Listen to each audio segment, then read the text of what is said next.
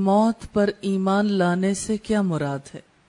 پہلی بات یہ ہے کہ موت پر ایمان لانے سے مراد ان تمام غیبی امور پر مکمل ایمان لانا ہے جن کا ذکر قرآن مجید اور حدیث رسول میں ہوا ہے۔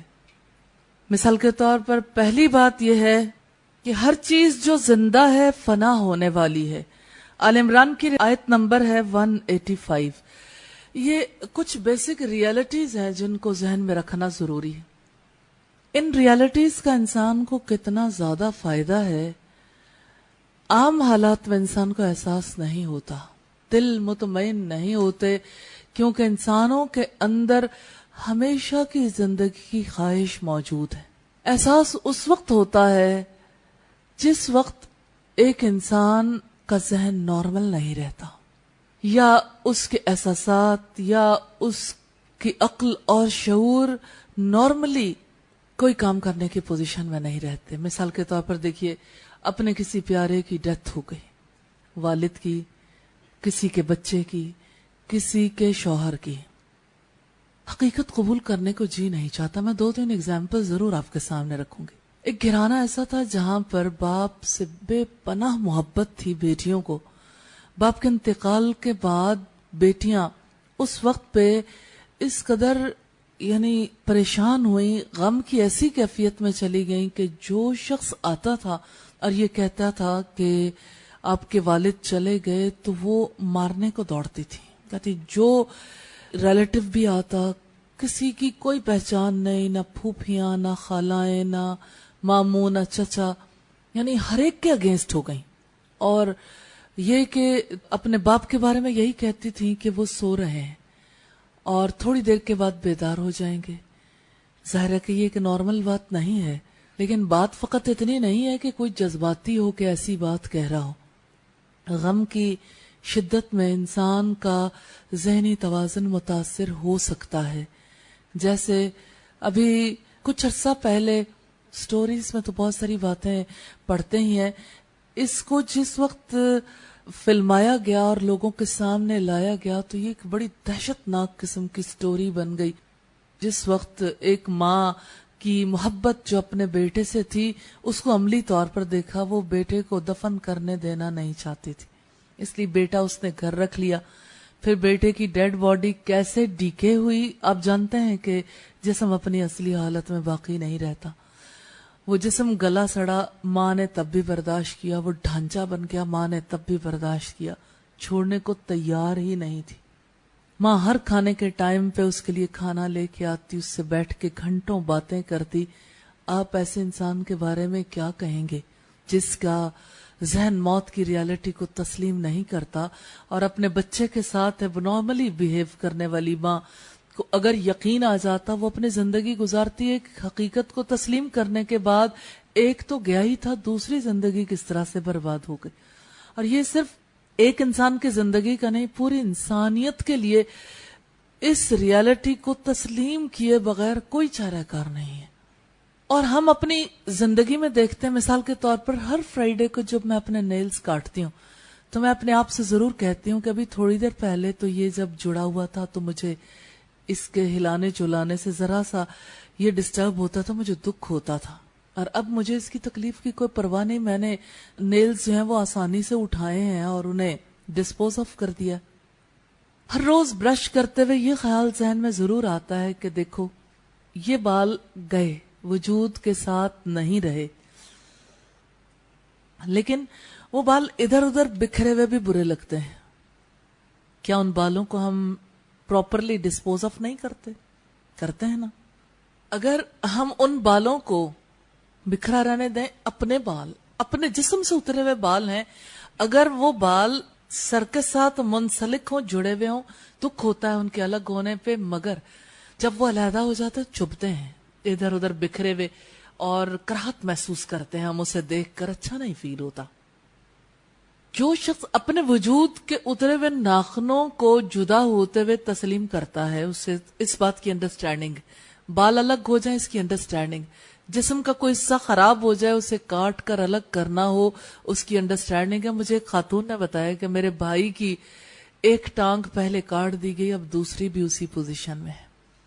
کہ دوسری بھی کاٹ دی جائے گی، لیکن باقی وجود کو بچانے کے لیے دوسری ٹانگ کا کٹوانا بھی گوارا ہے۔ جب وہ کٹ جائے گی نا، کوئی نہیں چاہے گا کہ اس ٹانگ کو سجا کے رکھ لیں، ہر ایک یہ چاہے گا کہ اس کو ڈسپوز آف کر دیں۔ اس لحاظ سے یہ ریالٹیز، یہ حقائق ہیں، ان حقائق کا صرف جان لینا کافی نہیں، یقین کرنا، کیونکہ یہ فائدہ دینے والی چیز۔ جب کائنات کی ہر چیز اسی اصول پر پیدا ہوئی ہے کہ ہر پیدا ہونے والی چیز نے فنا ہونا ہے، تو ظاہر ہے کہ انسان بھی فنا ہونے کے لیے ہی پیدا ہوا، وہ فنا ہوگا، پھر اسے دوبارہ زندہ کیا جائے گا۔ یہی حقیقت ہے۔ کیا ہم فصلوں کو کٹتا نہیں دیکھتے؟ ہر دفعہ جب فصل کٹتی ہے کسان خوش ہوتے ہیں فصل کٹنے پہ، اور اسی طرح سے پھر اب دیکھیے جیسے کپاس کی فصل ہے، گندم کی فصل ہے، مختلف فصلیں اپنے پوری میچیور ہو جاتی ہیں، کٹ جاتی ہیں۔ کٹ جانا کیا ہے؟ ڈیتھ۔ دوبارہ بیچ کو زندگی ملنا کیا ہے؟ لائف۔ یہی لائف اور ڈیتھ کا سرکل ہے۔ کیا ہم دیکھتے نہیں کہ ہر سورج جب نکلتا ہے شام کو وہ غروب بھی ہو جاتا ہے، دن رات میں بدلتا ہے، راتیں دن میں بدلتی ہیں۔ یہی رات اور دن کا اختلاف ہے جس میں عقل والوں کے لیے نشانیاں ہیں۔ کوئی چیز ہمیشہ رہنے والی نہیں۔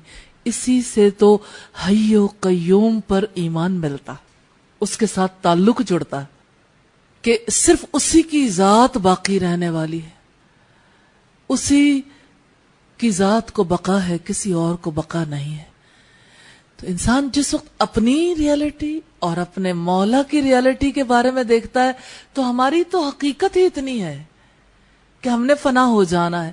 کلو من علیہا فان، جو چیز بھی زمین پر ہے ہر چیز فنا ہونے والی ہے، اور تیرے رب کی جلیل و کریم ذات ہی باقی رہنے والی ہے۔ یہی فرق ہے خالق اور مخلوق میں، مالک اور مملوک میں۔ یہی فرق ہے اس مولا اور عبادت گزاروں میں، اس کے بندوں میں۔ یہ ہماری زندگی کی ریالٹی ہے۔ بہت فائدہ ہے۔ مجھے کتنے ہی لوگوں سے ملنے کا اتفاق ہوا ہے جو ڈیتھ کی ریالٹی کو قبول نہیں کر پاتے اور سدا ہی تکلیف میں رہتے ہیں۔ ایک اور اینگل سے بھی اس بات کو واضح کرنا چاہتے، یہ چیزیں بھی ضرور ذہن میں رکھنی چاہیے۔ مثلا جو لوگ ڈیتھ کی ریالٹی کو ایکسپٹ نہیں کرتے، اب آپ دیکھیے کہ بظاہر شروع میں ایسا مسئلہ نہیں ہوتا، گریجولی اعتماد اٹھتا چلا جاتا ہے مختلف چیزوں سے۔ اب دیکھیے ہم اعتماد کے بغیر زندہ نہیں رہ سکتے۔ مادی چیزوں سے اعتماد اٹھ بھی جائے تو رب کی ذات پر تو اعتماد ہوتا ہے، اور اس اعتماد کے سہارے انسان زندگی گزارتا ہے۔ جو انسان ڈسٹرسٹ کا شکار ہو جاتا ہے اس کی وجہ سے وہ اب نارمل لائف گزارتا ہے۔ جس انسان کو دھڑکا لگا رہے کہ ابھی جو ہے وہ ضائع ہو جائے گا، ضائع ہو جائے گا، یہ دھڑکا جو ہے یہ اپنی جگہ پر ایک اعتبار سے اہمیت کا حامل بھی ہے، لیکن دوسرے اعتبار سے دیکھیے تو ہر چیز کے بارے میں ایک انسان کا ایٹیچیوڈ بدلتا نہیں۔ جانے والی چیز نے جانا ہے، اس پر کتنا غم منانا ہے؟ 3 دن بس کافی ہیں۔ اس سے زائد منائیں گے خود اپنا نقصان کریں گے۔ تو ڈیتھ کے بارے میں اس پہلی ریالٹی کو ذہن میں رکھیے گا کہ جو چیز اس دنیا میں ہے سب چیزیں فنا ہونے والی ہیں۔ آل عمران کی آیت نمبر 185 سے پتہ چلتا ہے۔ دوسری بات یہ کہ ہر شخص کو موت اللہ تعالیٰ کے حکم سے آتی ہے، خواہ بیماری سے آئے، خواہ قتل ہونے کی وجہ سے آئے یا تندرستی میں آئے، موت تو آنی ہی ہے۔ اگر میدان جنگ میں نہیں آتی گھر میں آ جائے گی۔ میدان جنگ میں جانے سے جو لوگ بھاگتے ہیں وہ ریزن یہی پیش کرتے ہیں کہ وہاں جانے سے موت آ جائے گی۔ تو اپنے گھر میں بستروں سے کیوں نہیں ڈرتے لوگ کہ ان بستروں پہ کتنے لوگوں کا انتقال ہو جاتا ہے، ڈیتھ ہو جاتی ہے۔ تو ڈیتھ ایک ریالٹی ہے، اس سے بھاگنا نہیں چاہیے۔ اور یہ ڈیتھ، اس ریالٹی کو ایکسپٹ کرنے والے لوگوں کا بیہیویئر بہت نارمل ہوتا ہے۔ ایک دکھ یا تکلیف کی کیفیت اپنی جگہ پہ، لیکن اس ریالٹی کو تسلیم کرنے والوں کا نارمل رہنا، پرسکون رہنا، یہ بتاتا ہے کہ اسی کو تسلیم کرنا، اسی کا عقیدہ رکھنا ہمارے لیے مفید۔ تیسری اہم بات یہ ہے کہ ہر شخص کے لیے موت کا وقت مقرر ہے، نہ اس سے پہلے آ سکتی ہے نہ بعد میں۔ سورہ الرعد کی آیت نمبر 2 سے ہمیں پتہ چلتا ہے اچھا، یہ بات بھی بڑی اہمیت کی حامل ہے. بظاہر بڑی سادہ سی بات ہے کہ ہر شخص کے لیے موت کا وقت مقرر ہے، نہ پہلے آئے گی نہ بعد میں. تو موت کا مقررہ وقت، موت آئے گی، اپنے وقت پر آئے گی، انسان کو کتنا نارمل کر دیتی ہے کہ جب آنی ہے اس نے تو آنا ہی ہے. اس کے آنے میں ہم رکاوٹ نہیں بن سکتے، لیکن یہ ہے کہ اس سے پہلے ہی کیوں مر جائیں. موت سے پہلے مرنے کی بات ہے نا، ٹھیک ہے. ڈیتھ کی ریالٹی کو ایکسپٹ کرنے والے پھر تیاری کرتے ہیں. اب دیکھیں مثلا امتحان آنے والے، اگر کوئی اس خوف میں ہی مر جائے کہ امتحان آنے والے ہیں تو مرنے کی بجائے اسے زندہ لوگوں جیسے کام کرنے چاہیے کہ امتحان کے لیے تیاری کرے تاکہ اس کو فیس کرے. یعنی اس کے بعد اسے جس مقام پر پہنچنا ہے اس مقام پر پہنچنے کی تیاری کرنی چاہیے. اسی طرح سے چوتھی اہم بات یہ ہے کہ موت کے لیے اللہ تعالیٰ کے فرشتے مقرر ہیں. ملک الموت جانے قبض کرتا ہے، تو موت خود سے نہیں آتی.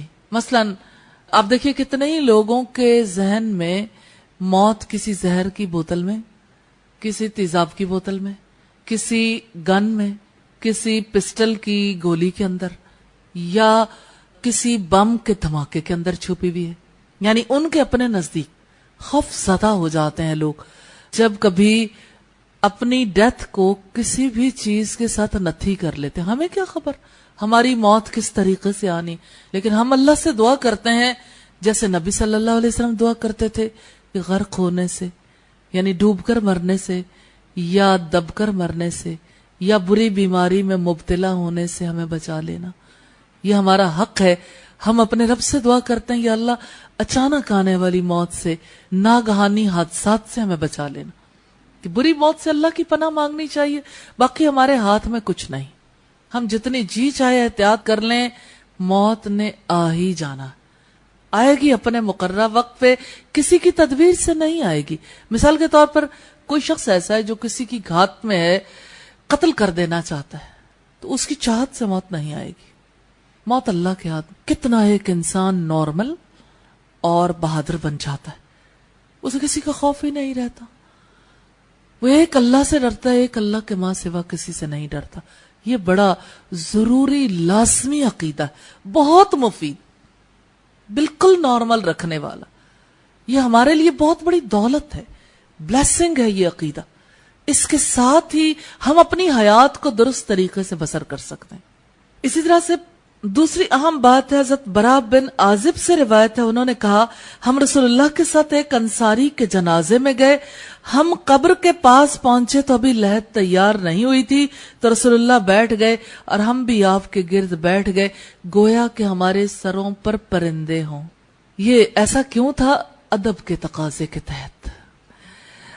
آپ کے ہاتھ میں چھڑی تھی، آپ اس سے زمین کو رید رہے تھے. یہ ایک تکلیف اور غم کی کیفیت کا اظہار بھی ہے. آپ نے اپنا سر اٹھایا اور فرمایا کہ اللہ سے عذاب قبر کی امان مانگو. آپ نے یہ 2 یا 3 بار ارشاد فرمایا. پھر فرمایا بندہ مومن جب رخصتی اور سفر آخرت پر جانے کے قریب ہوتا ہے تو اس کے پاس آسمان سے روشن چہروں والے فرشتے، جن کے چہرے سورج کی طرح روشن ہوتے ہیں، آتے ہیں. ان کے پاس جنت کا کفن اور جنت کی حنوط ہوتی ہے.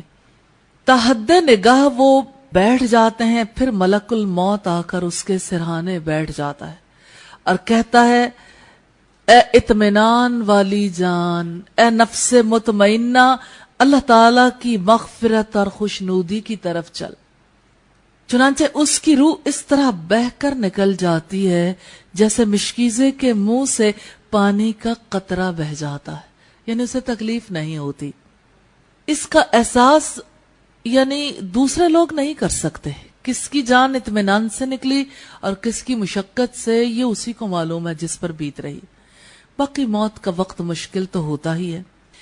ملک الموت اسے پکڑ لیتا اور دوسرے فرشتے پلک جھپکنے کی مقدار بھی اس کی روح کو ملک الموت کے ہاتھ میں نہیں رہنے دیتے، بلکہ اس سے لے کر اسے کفن میں لپیٹ کر اس پر اپنی لائی ہوئی ہنوت مل دیتے ہیں اور اس کے جسم سے ایسی خوشبو آتی ہے جیسے مشک کا ایک خوشگوار جھونکا جو زمین پر محسوس ہو سکے. پھر فرشتے اس روح کو لے کر اوپر چڑھ جاتے ہیں اور فرشتوں کے جس گروہ پر بھی ان کا گزر ہوتا ہے وہ گروہ پوچھتا ہے کہ یہ پاکیزہ روح کون ہے. وہ جواب میں اس کا بہترین نام بتاتے ہیں جس سے دنیا میں لوگ اسے پکارتے تھے، حتیٰ کہ وہ اسے لے کر آسمان دنیا تک پہنچ جاتے ہیں اور دروازے کھلواتے ہیں. جب دروازہ کھلتا ہے تو ہر آسمان کے فرشتے اس کی مشائعت کرتے ہیں اور اگلے آسمان تک اسے چھوڑ آتے ہیں، اور اس طرح وہ 7ویں آسمان تک پہنچ جاتے ہیں اور اللہ تعالیٰ فرماتا ہے کہ میرے بندے کا نامہ اعمال علیین میں لکھ دو اور اسے واپس زمین کی طرف لے جاؤ، کیونکہ میں نے اپنے بندوں کو زمین کی مٹی ہی سے پیدا کیا، اسی میں انہیں لوٹاؤں گا اور اسی سے دوبارہ نکالوں گا. چنانچہ اس کی روح جسم میں واپس لوٹا دی جاتی ہے. پھر اس کے پاس 2 فرشتے آتے ہیں، وہ اسے بٹھا کر پوچھتے ہیں تیرا رب کون ہے؟ وہ جواب دیتا ہے میرا رب اللہ تعالیٰ ہے. وہ اس سے پوچھتے ہیں تیرا دین کیا ہے؟ وہ جواب دیتا ہے میرا دین اسلام ہے. وہ پوچھتے ہیں یہ شخص کون ہے جو تمہاری طرف بھیجا گیا؟ وہ جواب دیتا ہے وہ اللہ تعالیٰ کے پیغمبر صلی اللہ علیہ وسلم ہے.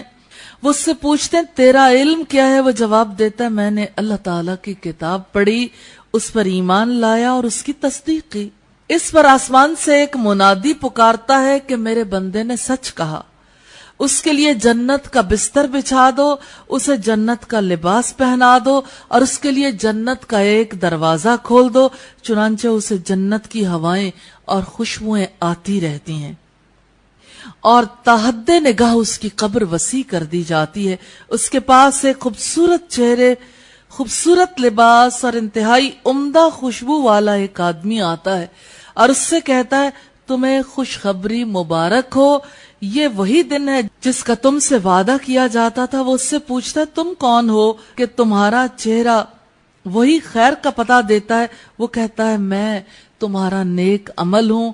اس پر وہ کہتا ہے پروردگار قیامت بھی قائم کر دے تاکہ میں اپنے اہل خانہ اور مال میں واپس لوٹ جاؤں. اور جب کوئی کافر شخص دنیا سے رخصتی اور سفر آخرت پر جانے کے قریب ہوتا ہے تو اس کے پاس آسمان سے سیاہ چہروں والے فرشتے اتر کر آتے ہیں جن کے پاس ٹاٹ ہوتے ہیں. وہ تحد نگاہ بیٹھ جاتے ہیں. پھر ملک الموت آ کر اس کے سرہانے بیٹھ جاتا ہے اور اس سے کہتا ہے اے نفس خبیثہ، اللہ تعالیٰ کی ناراضگی اور غصے کی طرف چل. یہ سن کر اس کی روح جسم میں دوڑنے لگتی ہے اور ملک الموت اسے جسم سے اس طرح کھینچتا ہے جیسے گیلی اون سے سیخ کھینچی جاتی ہے اور اسے پکڑ لیتا ہے. فرشتے ایک پلک جھپکنے کی مقدار بھی اسے اس کے ہاتھ نہیں چھوڑتے اور اس ٹاٹ میں لپیٹ لیتے ہیں اور اس سے مردار کی بدبو جیسا ایک ناخوشگوار اور بدبودار جھونکا آتا ہے کہ یہ کیسی خبیث روح ہے. وہ اس کا دنیا میں لیا جانے والا بدترین نام بتاتے ہیں یہاں تک کہ اسے لے کر آسمان دنیا تک پہنچ جاتے ہیں. دروازہ کھلواتے ہیں لیکن دروازہ نہیں کھولا جاتا.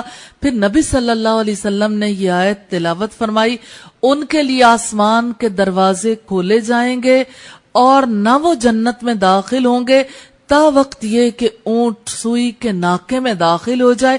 اور اللہ تعالیٰ فرماتے ہیں کہ اس کا نامہ اعمال سجین میں سب سے نچلی زمین میں لکھ دو. چنانچہ اس کی روح کو پھینک دیا جاتا ہے. پھر یہ آیت تلاوت فرمائی جو اللہ تعالیٰ کے ساتھ شرک کرتا ہے وہ ایسے ہے جیسے آسمان سے گر پڑا پھر اسے پرندے اچک لیں یا ہوا اسے دور دراز کی جگہ میں لے جا کر ڈال دے. پھر اس کی روح جسم میں لوٹا دی جاتی ہے. اس کے پاس 2 فرشتے آ کر اسے بٹھاتے ہیں اور اس سے پوچھتے ہیں تیرا رب کون ہے؟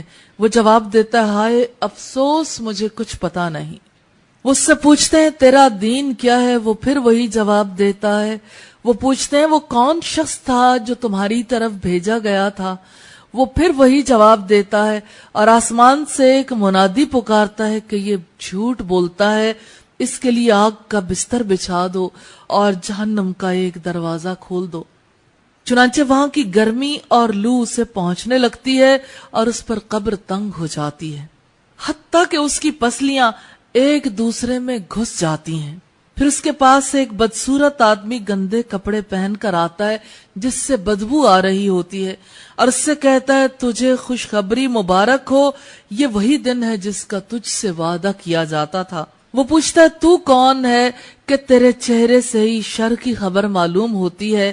وہ جواب دیتا ہے میں تیرا گندا عمل ہوں۔ وہ کہتا ہے اے میرے رب قیامت قائم نہ کرنا۔ مسند احمد کی روایت ہے اور یہ روایت 18733 نمبر پر ہے۔ طویل حدیث میں بہت ساری باتیں توجہ طلب ہے۔ پہلی بات تو یہ ہے کہ جان اپنے پاس رہنے نہیں ہے، قبض ہو جانی ہے۔ اس بات کا یقین ضروری ہے، بہت فائدہ ہے اس یقین میں۔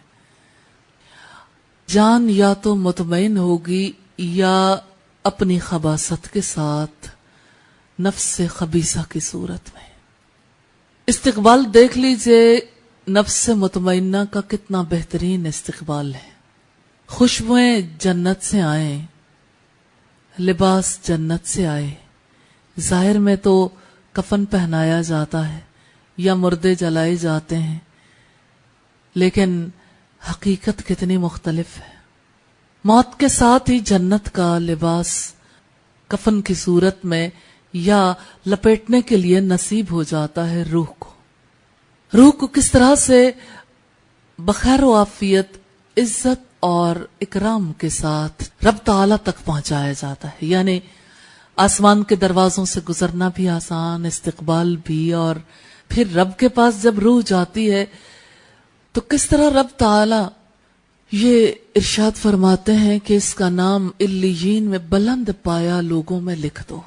کس طرح سے روح عزت اور احترام کے ساتھ جسم میں لوٹائی جاتی ہے، کس طرح سے سوال جواب میں کلیرٹی ہے، اور کیسے اپنا نیک عمل ایسا شخص دیکھتا ہے اور خوشخبری اور سہولت کا، جنت کا راستہ شروع ہو جاتا ہے، یعنی اسے پتہ چل جاتا ہے اور اس کا جی چاہتا ہے قیامت جلد قائم ہو جائے۔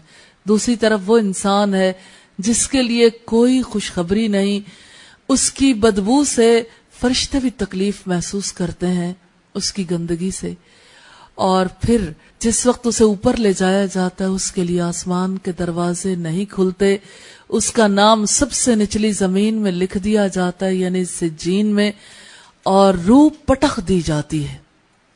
ذرا آپ سوچئے کہ ایک انسان جس کو ہلکی سی چوٹ بھی برداشت کرنی مشکل ہوتی ہے، کس طرح سے اس کے لیے یہ معاملہ تکلیف دہ ہو جائے گا۔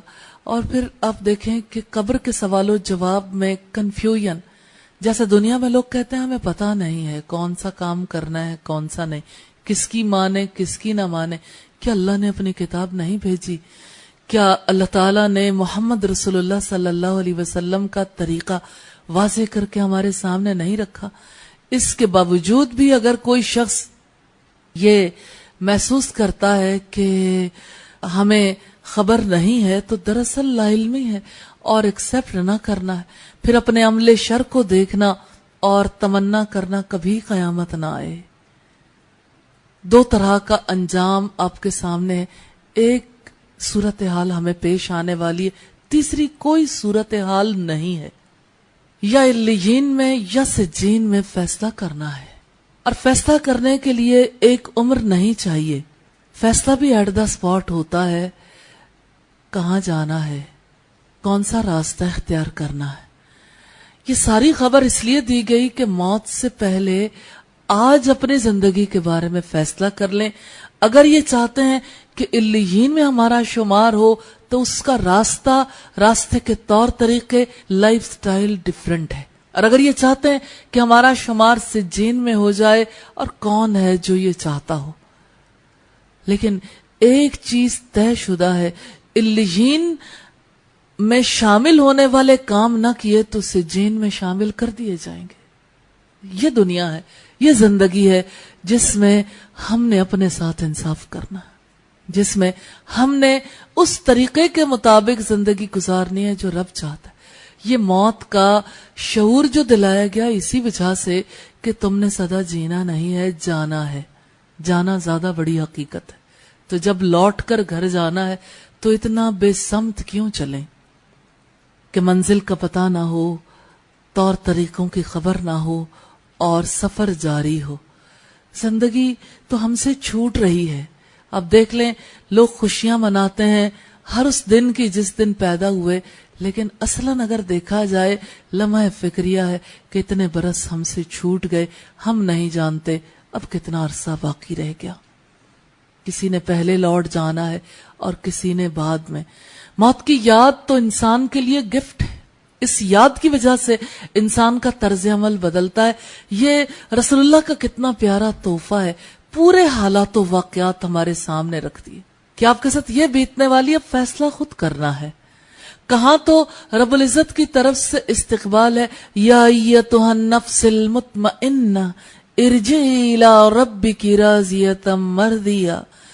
اطمینان والی جان، لوٹ چل اپنے رب کی طرف، وہ تجھ سے راضی اور تو اس سے راضی، اور داخل ہو جاؤ میرے بندوں میں اور داخل ہو جاؤ میری جنتوں میں. یعنی جو میری طرف رجوع کرنے والے بندے ہیں نا، ان کے ساتھ شامل ہو جاؤ.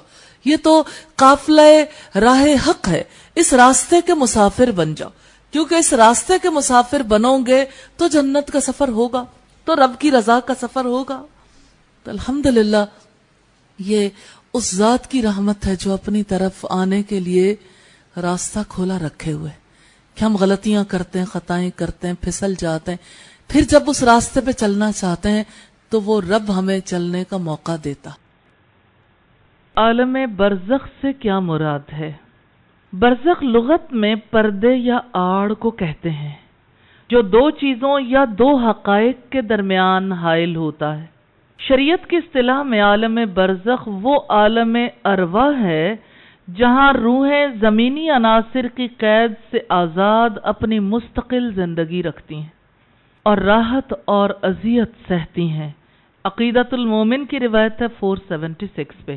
یہاں سے ہمیں پتہ چلتا ہے کہ زمینی عناصر کی قید سے تو روح آزاد ہو جاتی ہے، یعنی جسم نہیں رہتا نا، جسم کی قید سے آزاد ہو جاتی ہے روح. دوسری بات یہ کہ مستقل زندگی رکھتی ہیں، لیکن یہ زندگی آزاد ہوتی ہے، ہمیں اس زندگی کی حقیقت کا پتہ نہیں ہے. اور تیسری بات یہ کہ راحت اور اذیت سہتی ہیں، یعنی انسان کو تکلیف بھی ملتی ہے، عذاب بھی مل سکتا ہے. دونوں کاموں میں سے جو اعمال انسان نے زندگی میں کیے اسی کے مطابق انسان کو بدلہ دیا جاتا ہے. اگرچہ حساب کتاب کے بعد انسان کو جنت یا دوزخ میں پہنچایا جائے گا، مگر حساب کتاب سے پہلے قبر کی زندگی میں ان چیزوں کا کافی حد تک انسان کو ایکسپیرینس کروایا جاتا ہے. دوسری بات ہم دیکھیں گے قبر کے حالات پر ایمان لانے سے کیا مراد ہے. اس سے مراد یہ ہے کہ ہر انسان کو اللہ تعالیٰ نے قبر دی، جیسا کہ رب العزت نے ارشاد فرمایا ثم اماتہ فاقبرہ. سورہ عبس کی آیت نمبر 21 ہے. پھر اسے موت دی، پھر اسے قبر میں پہنچایا. کسی شخص کو جلا دیا گیا ہو یا پانی میں بہا دیا گیا ہو، جہاں جہاں کسی کے ذرات موجود ہیں وہی اس کی قبر ہے. بخاری کی روایت ہے 3452 نمبر پہ. اس بات پر ایمان رکھنا کہ قبر میں سوال و جواب ہوتے ہیں، یعنی ایمان رکھنے سے مراد یہ ہے کہ اللہ نے ہر ایک کے لیے قبر بنائی ہے، نمبر 1. نمبر 2 یہ کہ قبر میں سوال و جواب ہوتے ہیں اور اللہ کے 2 فرشتے منکر نکیر سوال و جواب کرتے ہیں. ترمذی کی 1071 نمبر روایت سے پتہ چلتا ہے. تیسری بات یہ کہ صالح انسان کو قبر میں اللہ کی طرف سے نعمتیں عطا کی جاتی ہیں، جنت کا بستر بچھایا جاتا ہے، جنت کا لباس پہنایا جاتا ہے، جنت کی طرف دروازہ کھول دیا جاتا ہے، اور گناہگار کو قبر میں عذاب ہوتا ہے. اس کے لیے آگ کا بستر بچھایا جاتا ہے، آگ کا لباس پہنایا جاتا ہے. ابو داؤد کی روایت ہے 4753. اب 2 باتیں ہیں، نیک عمل کرنے والے کے لیے جنت کی نعمتیں اور برے عمل کرنے والے کو قبر میں عذاب ہوتا ہے. اللہ تعالی ہمیں اعمال صالح کرنے کی توفیق عطا فرمائے اور قبر کے عذاب سے ہم میں سے ہر ایک کو بچا لے۔ چوتھی اہم بات یہ کہ قبر میں ہر شخص کو روزانہ صبح و شام اس کا ٹھکانہ دکھایا جاتا ہے۔ اگر وہ جنتی ہے تو جنت والوں میں، اور جو دوزخی ہے تو دوزخ والوں میں۔ صحیح بخاری کی 1379 نمبر روایت سے پتہ چلتا ہے۔ اور نبی صلی اللہ علیہ وسلم عذاب قبر سے اللہ کی پناہ مانگا کرتے تھے۔ مسلم کی روایت ہے 1325 نمبر پہ۔ اسی طرح سے بعث بعد الموت کا معاملہ ہے، یعنی ایک بار قبر میں جانے کے بعد جب قیامت آ جائے گی، جب اللہ تعالیٰ کی طرف سے ساری دنیا فنا ہو جائے گی، پھر ایک بار فیصلہ کیا جائے گا دوبارہ اٹھانے کا۔ اس کو بعث بعد الموت کہتے ہیں۔ بعث کا مطلب اٹھانا، بعد کا مطلب ہے بعد الموت، موت کے بعد دوبارہ اٹھانا، یعنی دوبارہ زندگی کی حقیقت۔ بعث بعد الموت سے مراد موت کے بعد قبروں سے زندہ کر کے اٹھایا جانا ہے۔ رب العزت کا فرمان ہے وَأَنَّ اللَّهَ يَبْعَثُ مَن فِي الْقُبُورِ، اور یقیناً اللہ ضرور ان کو اٹھائے گا جو قبروں میں ہیں۔ سورہ الحج کی آیت نمبر 7 سے ہمیں پتہ چلتا۔ بعث بعد الموت پر سو کر اٹھنا دلیل ہے، یعنی اگر کوئی اس کی دلیل مانگے، ہر روز جیسے انسان سوتا ہے، رب العزت کا فرمان ہے هُوَ الَّذِي يَتَوَفَّاكُمْ بِاللَّيْلِ، وہ ہے جو تمہیں رات کو وفات دیتا ہے۔ تو جس وقت انسان رات کے بعد صبح اٹھتا ہے تو یہ اسی طرح سے جیسے موت کے بعد دوبارہ جی اٹھنا ہے۔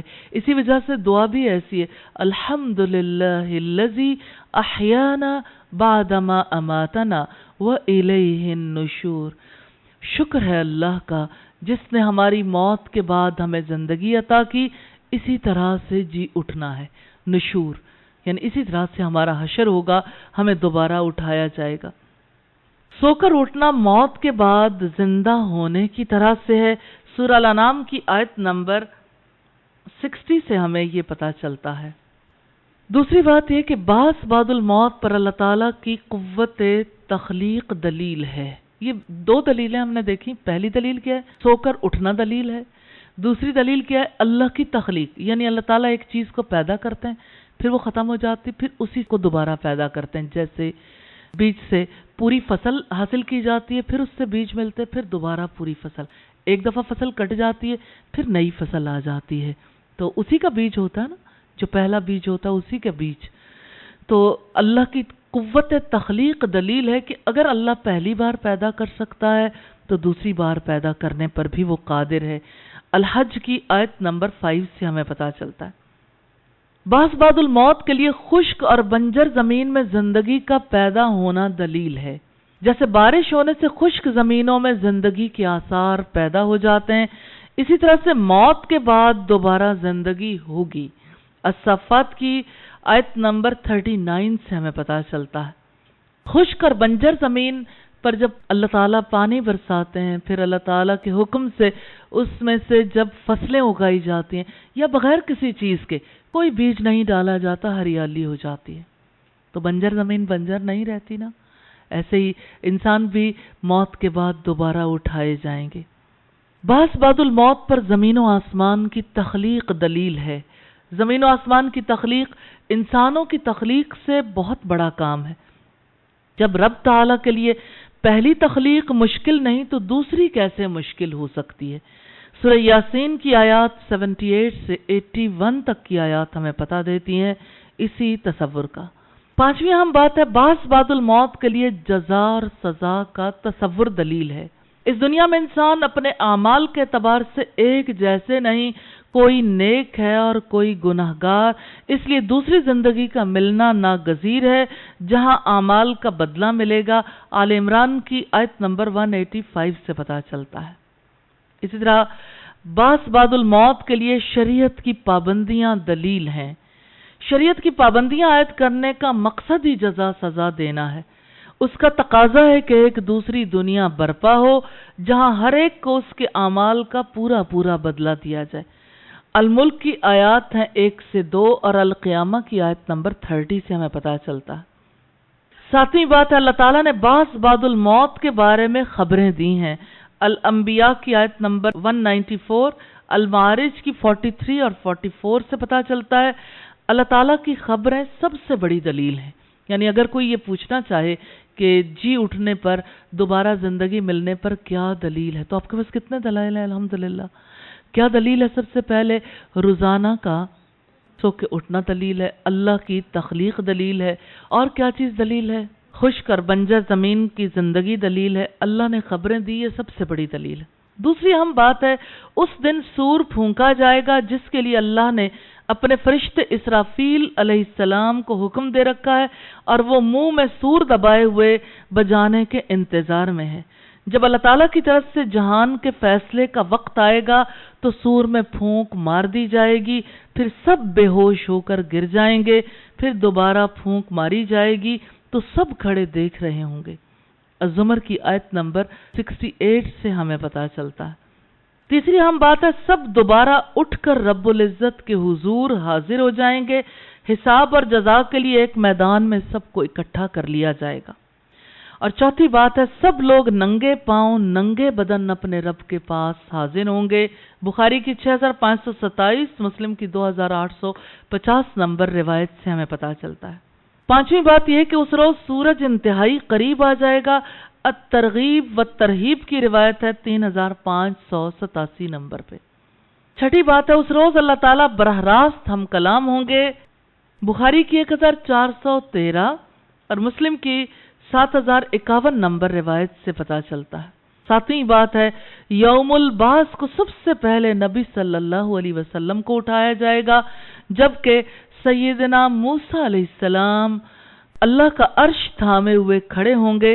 اب معلوم نہیں کہ طور پہاڑ پر جو ان کو بے ہوشی ہوئی تھی وہ اس کا بدلہ ہے کہ وہ اس بار بے ہوش نہ ہوں گے، یا نبی صلی اللہ علیہ وسلم سے پہلے ہوشیار ہو جائیں گے. یہ بات ہمیں بخاری کی 3414، مسلم کی 2373 اور مسلم کی 6151 نمبر روایت سے پتہ چلتا ہے. آٹھویں بات ہے بعث بعد الموت کے بارے میں جو کچھ اللہ نے قرآن مجید میں بیان کیا اور جو کچھ نبی صلی اللہ علیہ وسلم نے اس کی وضاحت کی، اس پر ایمان لانا دین کے اہم واجبات میں سے. نویں بات ہے بعث بعد الموت، یعنی موت کے بعد دوبارہ زندہ کیے جانے کا انکار کرنے والا اللہ تعالیٰ آسمانی کتابوں اور رسولوں کا کافر ہے. التغابن کی آیت نمبر 7 سے ہمیں اس کا پتہ چلتا ہے. تو یہاں تک ہم نے بات دیکھی یوم البعث کی. ایمان لانا ضروری ہے، نہ لانے سے انسان کافر ہوتا ہے. انسان کو اٹھایا جائے گا، اٹھائے جانے کے دلائل ہم نے دیکھے، اور یہ کہ اٹھائے جانے کے بعد کیا ہوگا. یعنی ایک میدان میں اکٹھا کیا جائے گا، حساب کتاب ہوگا، میزان قائم کی جائے گی اور اعمال نامے کھولے جائیں گے اور یہیں پر فیصلے ہوں گے. یہ سارے کام اس کے بعد میں ہوں گے اور اس کا انکار کرنا کفر ہے. اب ہم یہ دیکھیں گے کہ میدان حشر سے کیا مراد ہے. میدان حشر سے مراد وہ جگہ ہے جہاں حشر ہوگا. حشر دوسری زندگی کے بعد ساری مخلوقات کا ایک میدان میں اکٹھے ہونا ہے جہاں سب لوگوں کو ان کا فیصلہ سنایا جائے گا. نبی صلی اللہ علیہ وسلم نے فرمایا قیامت کے دن سفید گیہوں کی روٹی جیسے صاف اور چپٹی زمین پر لوگوں کا حشر کیا جائے گا. اس زمین میں کسی کا نشان نہیں ہوگا. مسلم کی روایت ہے والیوم 8 پیج 128، بخاری والیوم 8 پیج 135 پہ. اسی طرح سے میدان حشر میں حاضری پر یقین رکھنا ایمان بالآخرت کا حصہ ہے. میدان حشر میں متقیوں اور مجرموں کا حشر ایک جیسا نہیں ہوگا. سورہ مریم کی آیات 85 اور 86 سے پتہ چلتا ہے. سب انسان فردن فردن اللہ کے حضور حاضر ہوں گے. الانعام کی آیت نمبر 94 سے پتہ چلتا ہے. حشر کی حاضری سے کوئی بچ نہ پائے گا. الکاف کی آیت نمبر 47 سے پتہ چلتا ہے. لوگ پکارنے والے کی آواز کے پیچھے چلیں گے. طٰہٰ کی آیت نمبر 108 سے پتہ چلتا ہے. لوگ گروہوں میں بڑھ جائیں گے. الواقعہ کی آیت نمبر 4 سے 10 تک اس کا تذکرہ ہے. اور قیامت کے دن گمراہوں کا حشر چہرے کے بل پر ہوگا. یعنی جب وہ اٹھیں گے تو الٹے اٹھیں گے، یعنی وہ اپنے پاؤں پر نہیں چل سکیں گے، چہرے کے بل چلیں گے. استغفر اللہ. بنی اسرائیل کی آیت نمبر 97، بخاری 4760 سے ہمیں پتہ چلتا ہے. ننگے سر، ننگے پاؤں، ننگے بدن اور بے ختنہ اٹھائے جائیں گے. مسلم کی 7198 نمبر روایت سے پتہ چلتا ہے. وہ دن 50,000 سال کے برابر ہوگا، سورہ المعارج کی آیت نمبر 4 سے پتہ چلتا ہے۔ ظالموں کا نہ کوئی دوست ہوگا نہ سفارشی، المؤمن کی آیت نمبر 18 سے پتہ چلتا ہے۔ اور منکرین اور کفار کو اوندھے منہ اٹھایا جائے گا، بنی اسرائیل کی آیت نمبر 93 سے پتہ چلتا ہے۔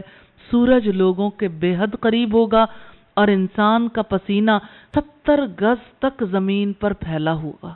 مسلم کی روایت والیوم 8 پیج 135، بخاری 1376 پر ہے۔ میدان حشر میں لوگ رب العالمین کے سامنے کھڑے ہوں گے، المطففین کی 6 نمبر آیت سے پتہ چلتا ہے۔ ملائکہ صف بستہ کھڑے ہوں گے، کوئی بول نہیں سکے گا، النبا کی آیت نمبر 38 سے پتہ چلتا ہے۔ نگاہیں پتھرائی ہوئی ہوں گی، لوگ سر اٹھائے تیزی سے بھاگ رہے ہوں گے اور ان کے دل اڑ رہے ہوں گے۔ ابراہیم کی آیت 42 اور 43 سے پتہ چلتا ہے۔ لوگ پسینے میں شرابور ہوں گے، مسلم کی روایت 7205 سے پتہ چلتا ہے۔ حشر کے میدان میں فیصلے ہوں گے، المرسلات کی آیت نمبر 15 سے پتہ چلتا ہے۔ اب ہم یہ دیکھیں گے کہ حوض کوثر سے کیا مراد ہے۔ حوض کوثر سے مراد وہ عظیم حوض ہے جو نبی صلی اللہ علیہ وسلم کو میدان حشر میں عطا کیا جائے گا۔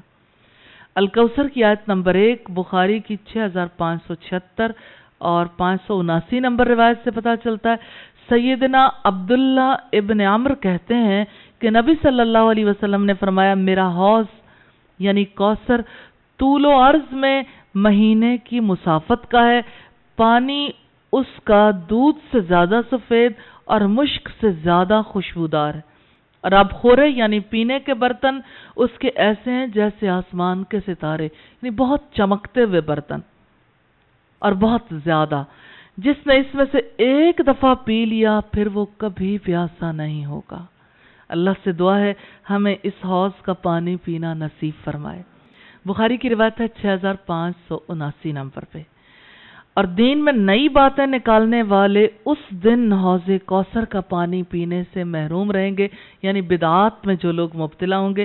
بخاری کی روایت ہے 6576 نمبر پہ۔ شفاعت سے کیا مراد ہے؟ شفاعت سے مراد ہے اللہ تعالیٰ کے پاس کسی کم درجے والے کی مدد یا گناہوں کی معافی کے لیے سفارش لے کر جانا۔ دو چیزیں ذہن میں رکھیے گا شفاعت کے حوالے سے۔ پہلی بات میں ایک تو اللہ تعالیٰ کے پاس جانا، اور دوسرے ہے کم درجے والے کے لیے یا گناہوں کی معافی کے لیے، یعنی کسی کم درجے والے کا بلند درجے تک لے کے جانا یا گناہوں کی معافی کے لیے۔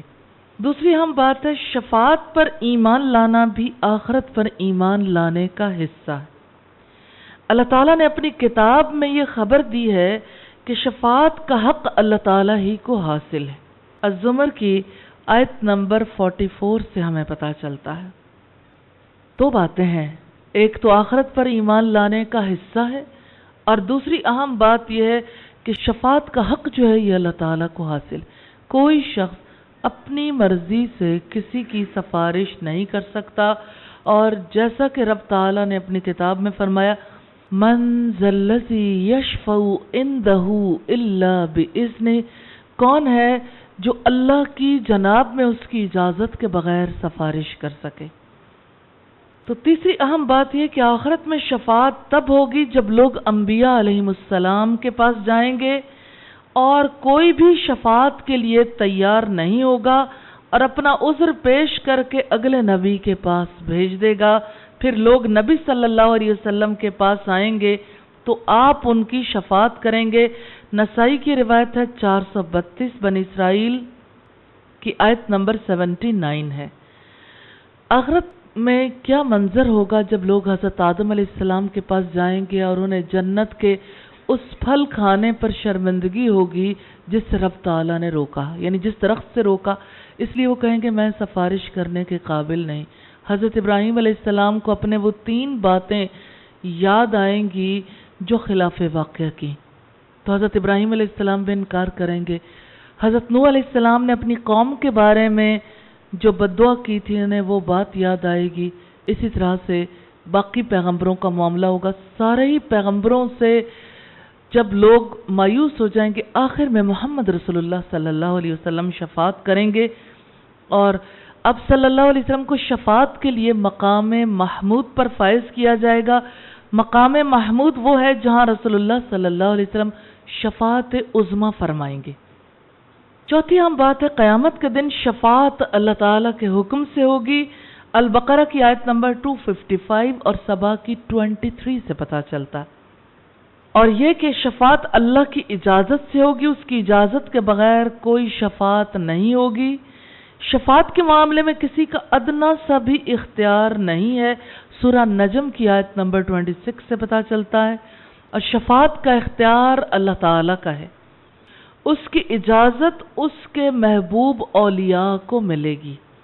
مریم کی آیت نمبر 87 سے ہمیں پتہ چلتا ہے، اس کا مطلب یہ ہے کہ محمد رسول اللہ صلی اللہ علیہ وسلم کے علاوہ بھی اللہ تعالیٰ اختیار دیں گے کہ لوگ شفاعت کریں، لیکن کوئی شفاعت کسی اور کی مرضی سے نہیں ہوگی، شفاعت رب کی مرضی سے ہوگی، نمبر 1۔ اور شفاعت کے لیے دوسری اہم بات یہ ہے کہ اللہ تعالیٰ جس کے حق میں شفاعت کرنے کے لیے کہیں گے اس کے حق میں، اور جس کو کہیں گے وہ شفاعت کرے گا۔ اللہ کی مرضی جس کے لیے اور جس کے ذریعے سے، اس میں کس انسان کا کوئی دخل نہیں۔ سادہ سی بات ذہن میں رکھ لیں، شفاعت ہوگی اللہ کے اذن سے، جس کے لیے اللہ کا اذن ہوگا، یعنی جس شخص کے لیے، اور جس کے ذریعے سے ہوگا۔ ہماری مرضی سے یا انسانوں کی مرضی سے یہ معاملہ طے نہیں پائے گا، اللہ تعالیٰ کی مرضی سے ہی یہ معاملہ ہوگا۔ پھر یہ کہ شفاعت اس کے لیے ہوگی جس سے رب العزت راضی ہو جائیں گے۔ الانبیاء کی آیت نمبر 28 اور طٰہٰ کی آیت نمبر 109 سے پتہ چلتا ہے، اور یہ کہ اللہ تعالیٰ شفاعت کے لیے مخلص اہل توحید سے راضی ہوں گے، ظالموں کے لیے کوئی شفاعت نہ ہوگی۔ بخاری کی 6570 اور غافر کی 18 نمبر آیت سے پتہ چلتا ہے، اور یہ کہ نبی صلی اللہ علیہ وسلم کو شفاعت کا اختیار دیا گیا ہے، بخاری کی 6565 روایت سے ہمیں پتہ چلتا، اور شفاعت ایک ہی بار نہیں کی جائے گی، یعنی شفاعت مراحل میں ہوگی، بخاری کی 6565 نمبر روایت سے پتہ چلتا ہے، اور قیامت کے دن شفاعت توحید پرستوں کے لیے ہوگی، مسلم کی 199، ترمذی کی 3602، ابن ماجہ کی 4307 نمبر روایت سے پتہ چلتا ہے۔ اور شفاعت صرف اسی کو فائدہ دے گی جس سے اللہ تعالیٰ راضی ہوں، کافروں اور مشرکوں کو کوئی سفارش فائدہ نہیں دے گی۔ الانبیاء کی آیت نمبر 28 اور المدثر کی آیت نمبر 48 سے پتہ چلتا ہے۔ اسی طرح جو شخص یہ چاہے کہ نبی صلی اللہ علیہ وسلم کی شفاعت نصیب ہو، نمبر 1 دعا کرے، اللہ مجھے ان سعادت مند لوگوں میں شامل فرما دے جن کو نبی صلی اللہ علیہ وسلم کی شفاعت نصیب ہوگی۔ اسی طرح سے دوسرا اہم کام ہے توحید کا اقرار کرے اور شرک سے مکمل پرہیز کرے۔ تیسرا یہ کہ اللہ تعالیٰ کی عبادت کرے، چوتھے نمازوں کی پابندی کرے، پانچویں کثرت سے درود پڑھے اور رسول اللہ کے لیے وسیلے کی دعا کرے۔ تو یہ باتیں پتہ چل گئی جس کی وجہ سے محمد رسول اللہ صلی اللہ علیہ وسلم کی شفاعت نصیب ہوگی۔ اب ہم یہ دیکھیں گے کہ شفاعت کی قسمیں کون سی ہیں۔ پہلی اور سب سے بڑی شفاعت محمد رسول اللہ صلی اللہ علیہ وسلم کی ہوگی۔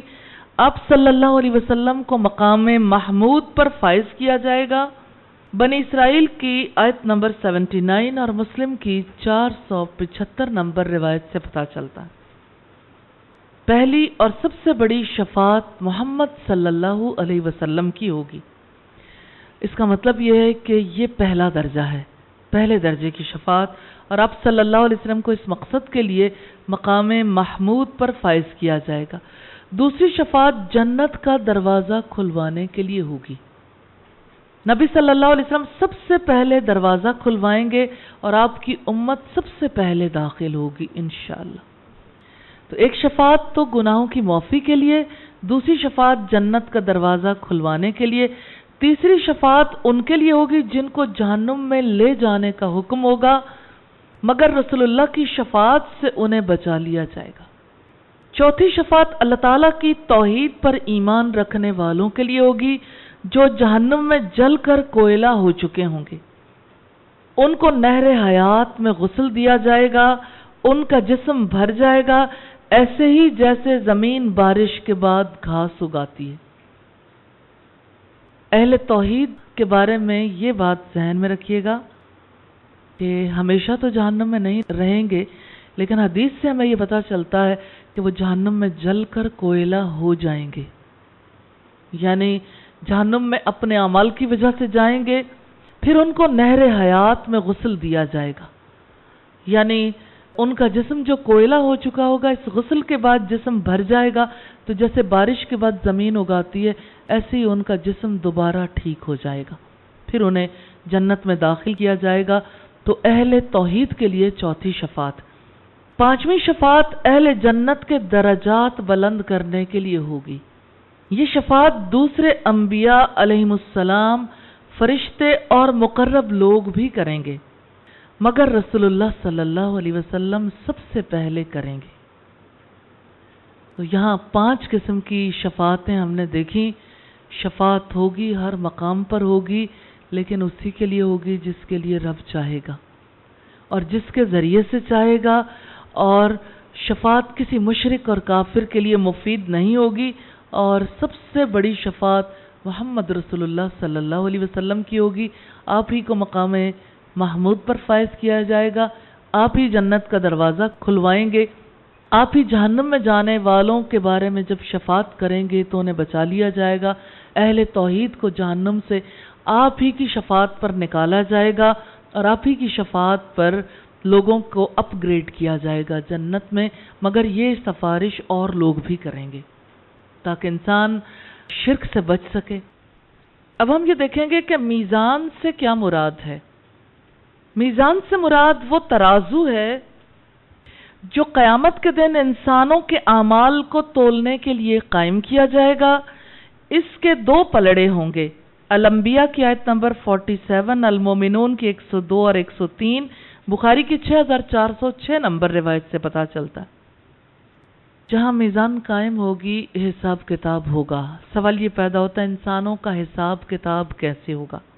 میدان حشر میں انسانوں کے اعمال کا حساب کتاب ہوگا، کتاب اعمال لا کر رکھ دی جائے گی، فرشتے اور انبیاء حاضر کر دیے جائیں گے، ہر ایک کو اس کے عمل کا پورا پورا حساب دیا جائے گا۔ سورہ الانبیاء کی آیت نمبر 47 سے ہمیں یہ پتا چلتا ہے جن کے پلڑے بھاری ہوں گے وہ کامیاب ہوں گے۔ یہ پتا چلتا ہے ہمیں سورہ الاعراف کی آیت نمبر 8 سے، اور کافروں کے اعمال کا کوئی وزن نہ ہوگا، سورہ الکہف کی آیت نمبر 105 سے ہمیں پتا چلتا ہے۔ سورہ الزمر میں ہمیں پورا سین ملتا ہے کہ یہ حساب کتاب کس طرح سے ہوگا اور کیفیت کیا ہوگی سب لوگوں کی۔ رب العزت کا فرمان ہے، اور سور میں پھونکا جائے گا، پھر وہ سب بے ہوش ہو کر گر جائیں گے، جو آسمانوں میں ہے اور جو زمین میں ہے، مگر جسے اللہ چاہے۔ پھر دوسری بار سور میں پھونکا جائے گا، پھر تب وہ سب اٹھ کر دیکھنے لگیں گے، اور زمین اپنے رب کے نور سے چمک اٹھے گی، اور کتاب اعمال لا کر رکھ دی جائے گی، اور انبیاء اور گواہوں کو لایا جائے گا، اور لوگوں کے درمیان حق کے ساتھ فیصلہ کر دیا جائے گا، اور ان پر کوئی ظلم نہیں کیا جائے گا، اور ہر شخص کو اس کے اعمال کا پورا پورا بدلہ دیا جائے گا، اور وہ جو کچھ بھی کرتے ہیں اللہ تعالیٰ اس کو خوب جانتا ہے۔ اور جن لوگوں نے کفر کیا وہ گروہ در گروہ جہنم کی طرف ہانکے جائیں گے، یہاں تک کہ جب وہ اس کے پاس پہنچیں گے تو اس کے دروازے کھول دیے جائیں گے، اور اس کے محافظ ان سے کہیں گے، کیا تمہارے پاس خود تم میں سے رسول نہیں آئے تھے جو تمہیں تمہارے رب کی آیات پڑھ کر سناتے اور تمہیں تمہارے اس دن کی ملاقات سے ڈراتے؟ وہ کہیں گے کیوں نہیں، مگر عذاب کا فیصلہ کافروں پر چسپاں ہو گیا۔ کہا جائے گا داخل ہو جاؤ جہنم کے دروازوں میں، ہمیشہ رہنے والے ہو اس میں، پھر بہت ہی برا ٹھکانہ ہے تکبر کرنے والوں کا۔ اور جو لوگ اپنے رب سے ڈر کر رہے انہیں گروہ در گروہ جنت کی طرف لایا جائے گا، یہاں تک کہ جب وہ وہاں پہنچیں گے اور جنت کے دروازے کھول دیے گئے ہوں گے اور اس کے محافظ ان سے کہیں گے سلام ہو تم پر، بہت اچھے رہے تم، پھر داخل ہو جاؤ، اس میں ہمیشہ رہنے والے ہو۔ وہ کہیں گے شکر ہے اللہ کا جس نے ہمارے ساتھ اپنا وعدہ سچا کر دکھایا اور ہمیں زمین کا وارث بنا دیا، ہم جنت میں جہاں چاہیں گے جگہ بنا سکیں گے۔ پھر بہترین اجر ہے عمل کرنے والوں کے لیے۔ تو ان آیات میں میسج کیا ہے؟ ایک تو ہم نے یہ دیکھا کہ منظر کیا ہوگا، کیسے جنت اور جہنم کا فیصلہ ہوگا۔ آخری بات بہت اہم ہے، بہترین اجر ہے عمل کرنے والوں کے لیے، لہذا عمل کرنا ہے، انشاءاللہ اپنے اعمال بدلنے ہیں۔ جب انسانوں کا حساب کتاب ہوگا تو انسانوں کے اعمال نامے کی بنیاد پر سوال یہ پیدا ہوتا ہے یہ اعمال نامے ہیں تو ان سے کیا مراد ہے؟ اعمال نامے سے مراد انسان کے زندگی میں کیے گئے اعمال کا ریکارڈ ہے۔ کوئی لفظ وہ انسان نہیں بولتا مگر ایک مستعد نگران اس کے پاس ہوتا ہے۔ سورہ قاف کی آیت نمبر 18 سے پتہ چلتا ہے انسان جو اچھے برے اعمال کرتا ہے اس کو کرامن کاتبین لکھ لیتے ہیں۔ الانفطار کی آیات 10 سے 12 سے پتہ چلتا ہے، یاسین کی آیت نمبر 12 سے، اور یہ کہ ہر کوئی اپنا نامہ اعمال خود پڑھے گا۔ بنی اسرائیل کی آیات 13 اور 14 سے پتہ چلتا ہے لوگ اپنے سارے اعمال موجود پائیں گے۔ الکہف کی 49 سے پتہ چلتا ہے جن کو نامہ اعمال دائیں ہاتھ میں دیا جائے گا وہ عیش میں ہوگا، عالی مقام جنت میں۔ الحقہ کی آیت نمبر 19 سے پتہ چلتا ہے جن کو نامہ اعمال بائیں ہاتھ میں دیا جائے گا وہ بھڑکتی ہوئی آگ کی طرف لے جایا جائے گا۔ الانشقاق کی آیت نمبر 10 سے پتہ چلتا ہے اور نامہ اعمال کے بارے میں کوئی نہیں جانتا دائیں ہاتھ میں ملے گا یا بائیں میں۔ اس لیے آج عمل کرنے کی بہت ضرورت ہے۔ کسی کو معلوم نہیں میرا کیا انجام ہونے والا ہے، اور یہاں یہ جاننے کی بھی ضرورت ہے کہ حساب کتاب کے لیے پیشی کیسے ہوگی۔ حساب کتاب کے دن کوئی اپنی بات چھپا نہیں سکے گا۔ سورہ الحقہ کی آیت نمبر 18 سے پتہ چلتا ہے اعمال کے بارے میں ضرور سوال ہوگا۔ الحجر 93 الصافات 24 سے پتہ چلتا ہے لوگوں کو صف بستہ پیش کیا جائے گا۔ الکہف کی آیت نمبر 48 سے پتہ چلتا ہے قیامت کے دن جس کا نامہ اعمال دائیں ہاتھ میں دیا گیا اس سے آسانی سے حساب لیا جائے گا۔ الانشقاق کی آیت نمبر 8 سے پتہ چلتا ہے جس کا حساب ہوا وہ عذاب میں پھنسا۔ بخاری کی 6536 نمبر روایت سے پتہ چلتا ہے جن کا سختی سے محاسبہ ہوگا انہیں گناہوں کا اعتراف کرنے کے لیے کہا جائے گا اور چھوٹے بڑے سارے گناہ ان سے اگلوائے جائیں گے۔ اگر وہ سچ بولیں گے تو ٹھیک، ورنہ جھوٹ بولنے کی صورت میں منہ پر مہر لگا دی جائے گی اور ان کے اعضاء کو بولنے کی قوت دی جائے گی۔ پھر اعضاء صاف صاف کہہ دیں گے، کچھ بھی نہیں چھپائیں گے۔ فصلت کی آیت نمبر 21، النور کی آیت نمبر 24 اور یاسین کی 65 سے پتہ چلتا ہے۔ اور قیامت کے دن قصاص کیسے ہوگا؟ ہر نفس کو پورا پورا بدلہ دیا جائے گا۔ غافر کی آیت نمبر 17 سے پتہ چلتا ہے اللہ تعالیٰ ذرہ برابر ظلم نہ کریں گے۔ النساء کی آیت نمبر 40 سے پتہ چلتا ہے لوگوں کے درمیان حق کے ساتھ فیصلہ کیا جائے گا۔ الزمر کی آیت نمبر 69 سے پتہ چلتا ہے سب سے پہلے خون کا فیصلہ ہوگا۔ بخاری کی 6533 نمبر روایت سے پتہ چلتا ہے اور قیامت کے دن ظلم کا بدلہ نیکیاں لے کر دیا جائے گا۔ بخاری کی 6534 نمبر روایت سے پتہ چلتا ہے۔ یہاں یہ بھی دیکھیں گے کہ پل صراط سے کیا مراد ہے۔ اس سے مراد ایک پل ہے جو جہنم کے اوپر لگایا جائے گا۔ مریم کی آیت نمبر 71 اور 72 سے پتہ چلتا ہے جب انسانوں کے اعمال کا فیصلہ ہو جائے گا تو ان کو جنت یا جہنم لے جانے کے لیے پل صراط سے گزرنا ہوگا۔ جب لوگ پل صراط سے گزریں گے اس وقت تمام پیغمبر یہ کہتے ہوں گے اے اللہ سلامت رکھ، اے اللہ سلامت رکھ۔ مسلم کی روایت 451 سے پتہ چلتا ہے یہ بات کون کہے گا؟ ربی سلم ربی سلم، یہ انبیاء کہیں گے۔ جنہوں نے زندگی میں کوئی گناہ نہیں کیا، تو عام افراد کا کیا حال ہوگا؟ اور ہر شخص پل صراط سے دنیا میں اپنے عمل کے مطابق گزرے گا۔ کوئی بجلی کی طرح پلک جھپکنے کسی تیزی سے گزر جائے گا، کوئی کم رفتار میں گزرے گا۔ نجات پانے والے گھٹنوں کے بل یا ہاتھوں کے بل گھسٹ کر نجات پا جائیں گے، اور جن کو گرنا ہوگا وہ ذلت اور بربادی کے جہنم میں جا گریں گے۔ مسلم کی روایت والیوم 1 پیج 129 پر ہے۔ یہ بڑے مشکل مراحل ہیں، آخرت کے مراحل۔ اللہ سے دعا ہے اللہ تعالی ہمیں ایسے عمل کرنے کی توفیق دے کہ ہم پل صراط پر سے بجلی کی سی تیزی کے ساتھ گزر جائیں، پر سے بجلی کی سی تیزی کے ساتھ گزر جائیں، پر سے بجلی کی سی تیزی کے ساتھ گزر جائیں، پر سے بجلی کی سی تیزی کے ساتھ گزر جائیں، پر سے بجلی کی سی تیزی کے ساتھ گزر جائیں، پر سے بجلی کی سی تیزی کے ساتھ گزر جائیں، پر سے بجلی کی سی تیزی کے ساتھ